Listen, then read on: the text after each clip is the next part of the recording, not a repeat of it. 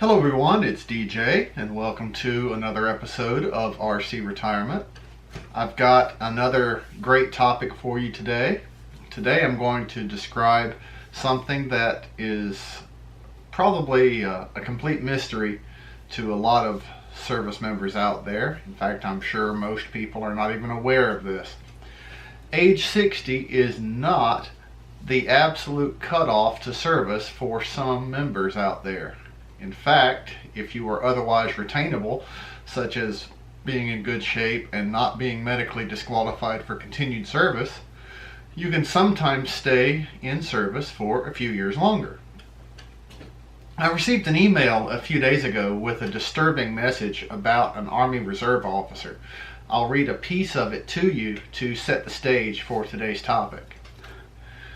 So it begins, I have a lieutenant colonel that I served with for many years. She missed out on receiving a retirement by about 2 years. She showed up for drill one day and they said, "Oops, you're 60, you have to go home." Alright, so I don't know when this happened, and even if I did, I'd likely keep it to myself to protect this officer's privacy.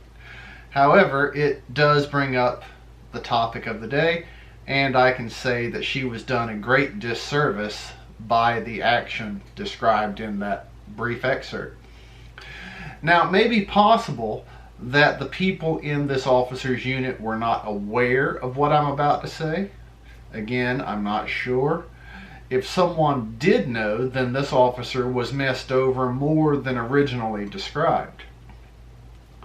Alright, so here's the issue with what was said about this officer, or said to this officer, rather. Okay, from the beginning, we know that she had roughly 18 years of qualifying service when she showed up to drill that day. Obviously, she would not have been eligible for a 20-year letter yet. 18 is less than 20. The problem, though, is she and any other service member in a similar situation would have likely been able to get a waiver from the Department of the Army in order to continue service until she reached 20 years of qualifying service. That is the part a lot of people don't seem to know. They seem to think 60 is it, cut the throat, and move on. If you don't have 20 yet, sorry, Charlie. Well, that is not the case. So, yeah, that's right. I mean, you heard it correctly. It is not the case. Sometimes you can go beyond 60 in certain circumstances. The procedures are slightly different with each branch of service, particularly the National Guard, but the same rules basically apply to all branches. If a service member has 16 or more qualifying years of service, it is possible to get a waiver up to age 64 in order to become eligible for a 20-year letter. In fact, a little bit of trivia, if you are a medical officer, you can possibly get a waiver out to age 68. But we'll move on. I recommend that anyone requesting this waiver that I'm about to describe start around age 59. This will give adequate time for the request to move up the channels, be approved, and come back down. In fact, many of the rules I'm about to describe, many of the rules regulating the request that I'm about to describe require that the documents reach the decision-making level no later than 120 days from that member's scheduled removal date, meaning age 60, or the last day of the month in which they turn age 60. A request received late may provide the basis for denial of that request, so the earlier the better. The request should generally contain the following documents. 1, a statement from the member requesting retention beyond age 60. 2, documentation verifying that the member is fully qualified and currently practicing in the primary specialty in which retention is requested. And I know these sound kind of complicated because I copied these straight out of Army regulation and then modified them so that they're service neutral, but we'll continue. 3, a statement that the member meets the weight control and medical fitness standards. 4, a recommendation from the appropriate commander on whether the retention of this member is in the best interest of the branch of service. 5, for a member in the inactive reserve of a particular branch of service, a statement from the member's personnel manager or personnel manager on whether the retention of this member is in the best interest of the service. And 6, if the member will be unable to complete 20 qualifying years of service for retired pay by the end of the requested extension, the request must include a statement of understanding signed by the member. In the statement, the member must acknowledge that he or she understands that they will be removed before becoming eligible for retired pay.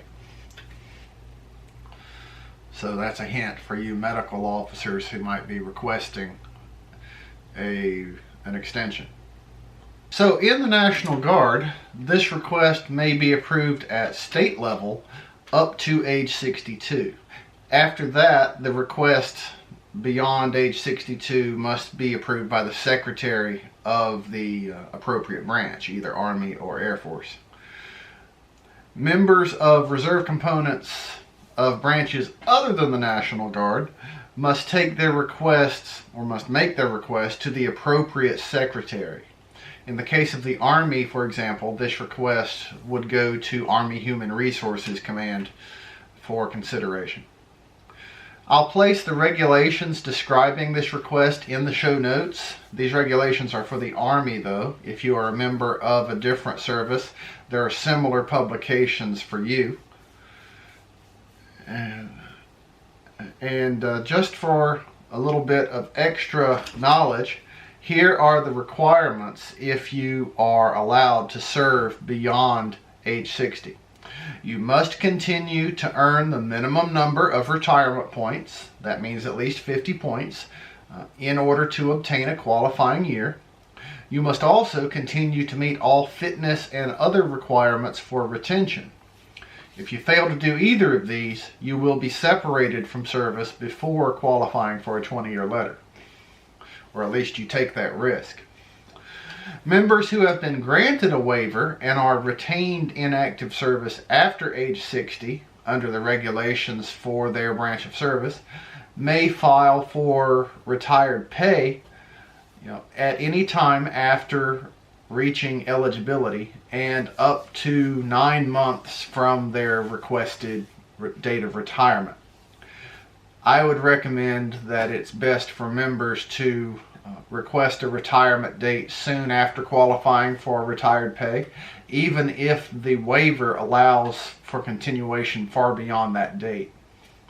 A copy of the waiver, or waivers, if there are more than one, should include the application for retired pay. Otherwise, the branch of service will stop calculating your service at age 60 and say that you are ineligible for retired pay and other benefits. So, looping back around to the officer I described a moment ago, you can see how she was not provided with the proper options. She should have been allowed to remain in the USAR if the right thing, or she could have been allowed if the right things were done. Whether or not her situation can be resolved still remains to be seen, but it is obvious she should have been offered the chance to request an age waiver. Time will tell in that case.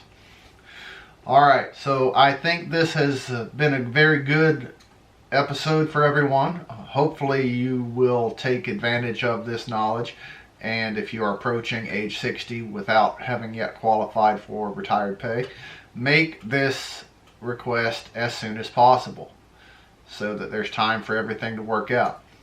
If you have any questions about this episode, please email me at dj@rcretirement.com. And If you would like to support my online education efforts, then I invite you to patreon.com/rcretirement, where you can choose any of the pre-established levels of support or make one of your own. Either way. Also, I can help you out on an individual level if you go to rcretirement.com/fees-for-services, or just click the Fees for Services tab. You can see the services I offer and what they might cost, and I can, while we're negotiating, give you an example of what the potential benefits for you would be as a result of those services. All ways that we can help each other. Alright, so as always, I thank you for being part of this audience, for choosing to spend your time with me, and of course, be sure to hit that like and subscribe buttons and let others know about this channel. Thanks again. Please join me next time, and until that happens, thank you for your service. Have a great day. If you liked what you heard on today's episode, then please go below and give it a thumbs up, and be sure to subscribe to this channel. Also, please let other people know about this channel and the information it can provide for them. If you have questions or comments, then please have no qualms about posting them in the comments section below. Please remember the RC Retirement YouTube channel and the RC Retirement website are not recognized or endorsed by the Department of Defense, the Department of Veterans Affairs, or any other government agency. The information presented in these resources are for entertainment and informational purposes only. Also, the content of either of these resources should not be considered financial or legal advice. Please consult with your own legal counsel, accountant, or financial planner before making any decisions based on what you have learned here. As always, thank you for watching the RC Retirement YouTube channel.